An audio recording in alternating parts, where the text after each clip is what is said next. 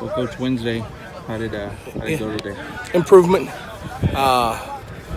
accuracy in the passing game, consistency in the catch game. I thought we threw and caught the ball very well on this day. Um, our offensive line and the need to be able to protect and give us time.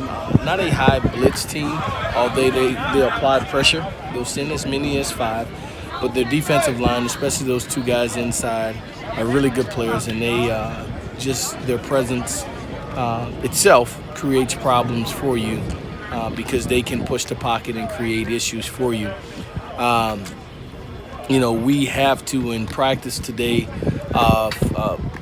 catching the contested pass. They're very physical at the corner position. They're long, talented guys that grab a lot. That makes it difficult for you to be able to catch it unless you're comfortable catching the uncomfortable pass. And so that's one of the things we worked on in today's practice. And I thought our guys did a very good job of it. Continue to be able to press upon the multiple rush game schemes that we'll see on Saturday, that we anticipate, that have been successful against us, that we are able to fit the gaps with integrity and tackle well. I think that'll be a big part of it, putting our guys in position to do so, and then when we get there, able to make the tackle. Those things continue to bear itself for us and will continue throughout the duration of this week. Is there something on film that they show where you may think you may have some opportunities in the pass game this week? Yeah, they'll play man free at times. They'll play two man. They'll give us opportunities. They trust those guys, and those guys have done a good job of contesting passes and defending very well. So I think there's opportunity there. They're a good defense. They're good up front and they're good at the back end. They create turnovers, and so we'll have to be able to get our best shot there. Coach, we were talking to Eric Banks last week, and he mentioned that he played quarterback up until late in his high school career. For your perspective, how did that impact his evaluation in the recruiting process? We saw a big athletic guy. Probably you saw him best on the basketball court. He was an outstanding basketball player, high school quarterback as well. Played for Penny Hardaway and those guys. So we knew of his skill set. You just didn't know how big he would get. And he put on probably 50 plus pounds since he's been here and evolved into it. And so then the mentality part, playing quarterback is totally different than playing defensive end. And so I think it's clicked for him in his senior year, and he's become a more dominant player for us, probably because we put him inside and allowed him to bust nose and get his nose bust a couple of times as well, just roughed him up some, and it's helped his evolution that when he goes back to the end position, he's that much more physical. What were the hardest things for him to pick up about playing defensive line, being new to it? Exactly what I just spoke about, just the mentality. Being a quarterback, avoiding collisions, avoiding getting tackled, opposed to looking for contact. So more mental than anything. Coach, you decided to move Clarence Hicks from defensive end to linebacker. What was some of the reasoning behind that? I think we got a lot of quality depth at the defensive end position, and he is such a good player for us, probably one of our best pass rushers. And we don't want to limit him. I don't want him not to be on the field. I want to be able to take advantage of his skill set.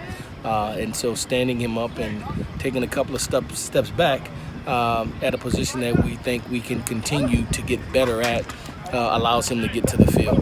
It's been a month since we've had a home game with Alamo. You excited to get back in the dome in front of the fans? I am. I'm excited to play at home. Our kids are excited to play home in front of friends and families. It's always a great opportunity to play in the Alamo Dome. So a big day for us on Saturday. This weekend's the 100th game in program history. What does that mean to you to be able to coach them in such a milestone game?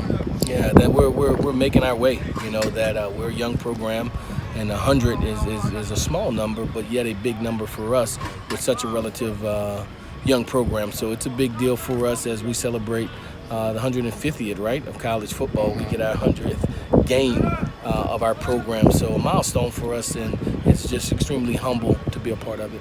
Coach, we saw a little bit more B.J. Daniels against UTEP. What did he do to sort of step forward and earn some more carries? Physicality. just consistency. He's making his way. He's been dominant in the special team aspect of what we've asked of him. He's a starter on all 4 core of those things, and you see his resiliency, his determination, never complaining, never whining, just wanting to find how can I help the team. And whenever you have a guy who's unselfish like that and a contributor, you want to be able to give him opportunity to continue to add value to the team, and I think he does in the run game, but it's because of his contributions in the special teams. Coach, what about Clayton and Cassius? Those 2 corners, transfers, they brought something special to this team. Yeah, we play well.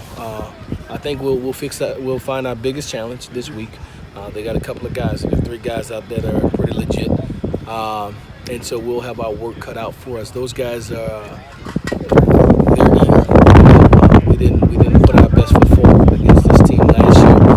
Although they didn't throw the ball a ton of times, they were very productive. I think it may have been 13, 14 times for 200-plus yards and 3 touchdowns. And so they're working diligently to position themselves to be able to defend better in this game. Thank you, guys. Thanks, Frank.